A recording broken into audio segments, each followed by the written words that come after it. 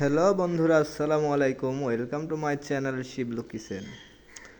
আজকে চলে আসছি নতুন একটা রেসিপি নিয়ে। সেটা হলো রেসিপি তো না, এটা হলো আচার। আসলে আমাদের বাসায় কি পরিমাণ আচার বানানো হয় সেটাই আপনাদেরকে দেখাবো। দেখেন, এখানে অনেক প্রকারের আচার আছে। আমের আচার, জলপাই আচার, হ্যাঁ, গুঁড়া আম ও পেঁয়াজের আচার, হ্যাঁ, আমের মুরব্বা। মানে আচারের কিন্তু কোনো শেষ নাই।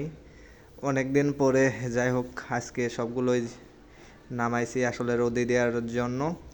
তো রোদে দেওয়ার শেষ। আমি কিন্তু এরকমভাবে সব কিন্তু আমার বয়াম ভরা বক্সার করা সুন্দর মতো রেখে দিয়া।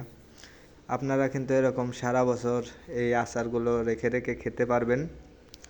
আমাদের বাসায় যেরকম আমরা বানিয়ে রাখি সিজনের সময় সিজনে, এরপরে সারা বছরই কিন্তু এরকম আচার থাকে। মিনিমাম 15 থেকে 20টা বয়াম আছে, ও ডিব্বা আছে 8 থেকে 10টা। সব প্রকার কিন্তু আচারে যে এরকম বল আছে 2টা। আসলে এরকম দেখানো যায় না, তো আমি হালকা হালকা করে কেটে দিয়েছি, মানে যতটুক দেখানো যায়।